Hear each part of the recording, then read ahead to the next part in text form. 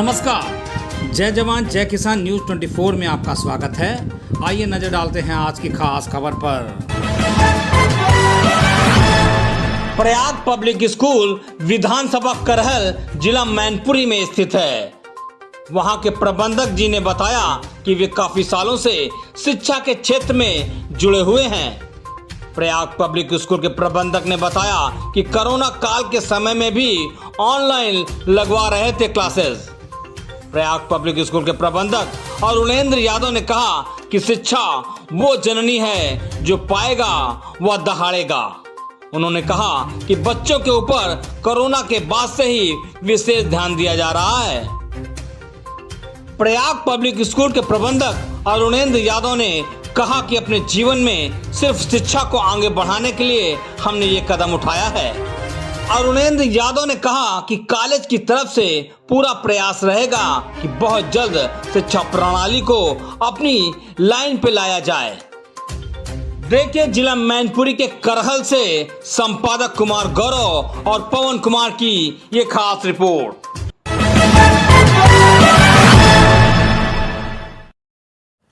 नमस्कार, आप देख रहे हैं जय जवान जय किसान न्यूज 24। मैं कुमार गौरव। आज मैं हूं जिला मैनपुरी में और मैनपुरी की विधानसभा करहल।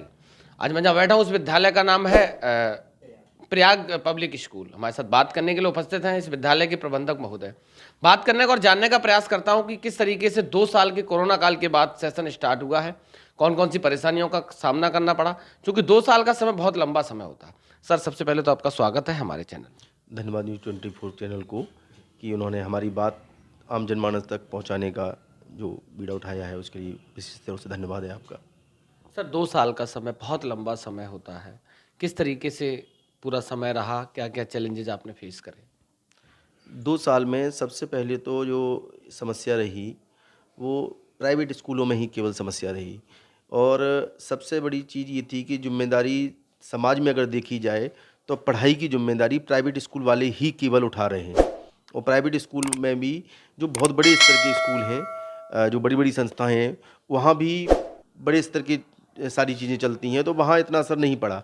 छोटे स्तर के जो भी स्कूल हैं, वही समाज में अगर आप कहीं ज़मीन पे जाके देखेंगे तो वहाँ आपको दिखेगा कि केवल और केवल पढ़ाई वहीं हो रही है, और आम जो लोग हैं, आम जनमानस है, उनके बच्चे प्राइवेट और छोटे स्कूलों में ही पढ़ रहे हैं। जबकि गवर्नमेंट को ये चाहिए था कि जो प्राइवेट स्कूल थे, जो छोटे बच्चे जहाँ पढ़ रहे थे प्राइवेट में, वहाँ कम से कम इनको उनके लिए कुछ ना कुछ सोचना चाहिए था, उनके लिए कुछ ना कुछ करना चाहिए था। लेकिन गवर्नमेंट ने कुछ भी नहीं सोचा प्राइवेट स्कूल के बारे में। और बल्कि मुझे तो लगता है कि जब भी गवर्नमेंट को ये दिखाना होता था कि हमने कोरोना काल में ये किया, तो वो केवल और केवल स्कूल पे ही लॉकडाउन लगा देते थे, मतलब स्कूल बंद कर दीजिए आप। और गार्जियन इसमें बड़ा परेशान हो जाता था। उसको लगता था कि अब पता नहीं कब स्कूल खुलेंगे या नहीं खुलेंगे, और जब स्कूल नहीं खुलेंगे तो वो फीस भी नहीं देता था। जब मेरे को स्कूल में फ़ीस नहीं आई तो फिर मैं जो हमारे से जुड़े हुए यहाँ लगभग कि इस समय जो बच्चे प्रमोट भी हो गए हैं अगली क्लास में, लेकिन सही बात ये है कि हर क्लास में अभी तक जहाँ हमारे एक टीचर जो क्लास को कवर करता था, या छोटे क्लास में जहाँ 2 टीचर कवर करते थे, वहाँ इस समय मैंने 4 टीचर लगा रखे हैं। एक्स्ट्रा स्टाफ मैंने बुलाया हुआ है। इस समय स्टाफ आप ये मान लीजिए कि लगभग 2 गुना स्टाफ मुझे रखना पड़ रहा है, तब वो सारी चीज़ें पिछली वाली कवर करने की हम लोग कोशिश कर रहे हैं। उसकी भी ये कोई श्योरिटी नहीं है कि हम उसको कवर कर पाएंगे, क्योंकि जो नुकसान ये हुआ है इस बीच में, वो मुझे नहीं लगता कि उसकी भरपाई हो पा रही है। सर, एक और सवाल आपसे, पेरेंट्स के लिए क्या कहना चाहते हैं आप? पेरेंट्स को क्या आग्रह, क्या संदेश देना चाहते हैं? नहीं, पेरेंट्स का भी एक बड़ा ढुलमुल रवैया ये रहा। मैंने मान लिया कोरोना काल था, पढ़ाई नहीं हो रही थी, स्कूल नहीं चल रहे थे, लेकिन कम से कम पेरेंट्स को ये चाहिए था कि आपका बच्चा आपके घर पे था, उसके पास जो भी बुक्स थीं पुरानी थीं, आप नहीं ले सकते थे, कुछ नहीं ले सकते थे। घरों में अखबार तो लगभग सब जगह रहता है, आपको कम से कम बुक पढ़ना, मैं छोटे बच्चों की बात कर रहा हूँ जो मेरे यहाँ हैं, तो कम से कम बच्चों को कुछ ना कुछ तो पढ़ना सिखाना, घर पे भी तो प्रयास करना चाहिए था। लेकिन गार्जियन ने कतई कहीं कोई ध्यान नहीं दिया। केवल इसमें रहा कि भाई स्कूल बंद, स्कूल बंद। अरे भाई, स्कूल ही तो बंद था, बच्चा आपके पास ही था। बच्चा जब आपके पास था तो आपको कम से कम उसको कुछ ना कुछ प्रयास करना चाहिए था। अब जब आज गार्जियन आता है तो वो कहता है मेरा बच्चा उस समय उस क्लास में था, उसके हिसाब से आज इस क्लास में होना चाहिए। लेकिन बच्चे को जो मैंने उस समय सिखा भी पाया था वो भी बच्चा भूल के आया, अब मैं उसको उस क्लास में कैसे ले लूँ। तो इस चीज़ को लेके गार्जियन से कई बार यहाँ बड़ा बहस हो जाती है और वो कहता है कि सर उम्र इतनी हो गई है, उसको तो हमें आगे बढ़ाना है। लेकिन मैं किसी भी कीमत पे बच्चे की पढ़ाई के साथ कोई समझौता नहीं करना चाहता और गार्जियन से भी कहना चाहूँगा कि बच्चे को कहीं भी आप एडमिशन करवाएं, जहाँ भी पढ़ा रहे हैं वहाँ बच्चे की जो नॉलेज हो उसके अकॉर्डिंग आगे का क्लास दिलवाएं। सर आखिरी सवाल, एक दौर था हमारा और आपका, आपने देखा जिस तरीके से हिंदुस्तान में वेस्टर्न कल्चर धीरे धीरे हावी हो रहा है। हमारा आपका दौर था प्रणाम करके पैर छू के वादन करके घर से स्कूल जाते थे। आज का दौर अलग है, बच्चे गुड मॉर्निंग गुड नाइट तक सीमित रह गए हैं। संस्था ऐसा क्या करने वाली है कि हमारी संस्कृति भी बची रहे और शिक्षा भी आगे बढ़े? देखिए, जहाँ तक मैं अपनी संस्था की बात करता हूँ, इस प्रयाग पब्लिक स्कूल में आप जब सुबह आएंगे तो आप देखेंगे, कभी आप सुबह आइए जब बच्चे स्कूल आ रहे होते हैं तो आपको यहाँ जो भी शिक्षक मिलेंगे, बच्चा आता है बाहर हमारे गेट पे माँ सरस्वती का चित्र बना हुआ है, सबसे पहले वो गाड़ी से उतर के या गार्जियन की बाइक से या गाड़ी से उतर के वो माँ सरस्वती के पैर छूता है।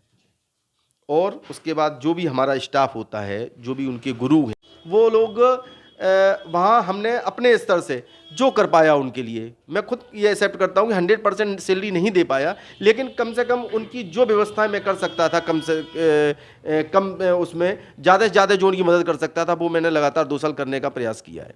सर ऑनलाइन और ऑफलाइन, लॉकडाउन रहा, विद्यालय बंद रहे, ऑनलाइन क्लासेस आप देते रहे, क्या डिफरेंस देखते हैं ऑनलाइन और ऑफलाइन में? देखिए, ऑनलाइन क्लास केवल और केवल एक छलावा है। स्कूल वाले, बड़े स्कूल वाले उस नाम पे फ़ीस तो वसूल कर सकते हैं, लेकिन छोटे स्कूल जो भी हैं उनमें फ़ीस भी नहीं आई।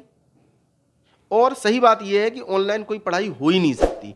हम और आप व्यवहारिक रूप से देखिए, कभी भी फ़ोन पर किसी से बात करते हैं हम लोग तो सारी बातें होने के बाद भी बोल देते हैं अच्छा ठीक है, जब मिलेंगे तब बताएंगे। तो बच्चे जो सामने जिनको हाथ पकड़ के लिखना सिखाया जाना था, अब आप समझ लीजिए कि आज से 2 साल पहले, 3 साल पहले जिस बच्चे ने हमारे यहाँ नर्सरी में एडमिशन लिया, LKG में एडमिशन लिया, उस बच्चे को नर्सरी और LKG 2 क्लास में हमारा स्टाफ हाथ से पकड़ के लिखना सिखाता है। ऑनलाइन में क्या उसको सिखा लेंगे? अब गवर्नमेंट के रूल के हिसाब से जिस बच्चे ने नर्सरी में एडमिशन लिया था वो इस समय क्लास फर्स्ट में आ गया, और फर्स्ट क्लास में जब आ गया उसके पास लिखना नहीं आ रहा, उसको वर्ड वो नहीं पहचान रहा, क्योंकि ऑनलाइन क्लास मैंने भी चलवाई, लेकिन प्रैक्टिकली ये रहा कि ऑनलाइन में कुछ होता ही नहीं है। दूसरी चीज़, यहाँ ग्रामीण क्षेत्र के लोग हैं, उनके पास नेट की सुविधा नहीं है, उनके पास मोबाइल की सुविधा नहीं है, उनके पास लैपटॉप और टैबलेट की तो बात ही यहाँ छोड़ दीजिए आप। अगर टोटल 2, 4, 5, 10% के पास है भी तो वो 10% के साथ 90% को कैसे कवर किया जा सकता है? तो इसलिए ऑनलाइन व्यवस्था तो 101% इस स्तर पे फेल रही है। हमारे साथ थे प्रयाग पब्लिक स्कूल के प्रबंधक जी, उन्होंने बहुत बारीकी से बताया कि जिस तरीके से 2 साल का जो समय था कोरोना काल का, बहुत सारी चुनौतियों का सामना करना पड़ा, बहुत सारे चैलेंजेस फेस करे। हमें आशा है, उम्मीद है, भगवान से भी कामना यही करूंगा कि ऐसी महामारी हमारे देश पर ना आए जिससे कि हमारी शिक्षा व्यवस्था चौपट हो। न्यूज़ 24 की तरफ से प्रबंधक जी को नए सेशन की बहुत बहुत बधाई, बहुत बहुत शुभकामनाएं। धन्यवाद। पल पल की खबरों को देखने के लिए चैनल को लाइक, सब्सक्राइब और शेयर जरूर करें।